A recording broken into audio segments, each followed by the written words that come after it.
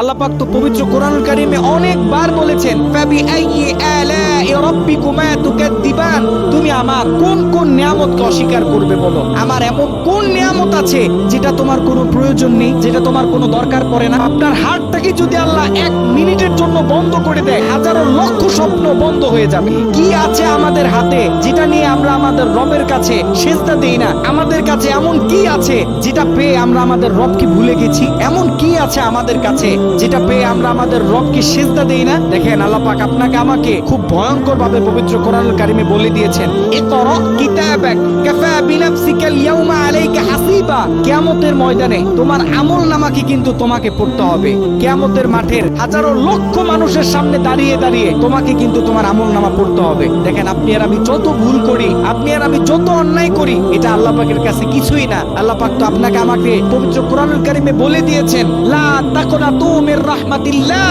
তুমি যতই গুনাহ করো, তুমি যতই ভুল করো, দিন শেষে তুমি যদি আমাকে সিজদা দাও, আমি তোমাকে মাফ করে দিব। তুমি আমার রহমত থেকে নৈরাশ হয়ো না।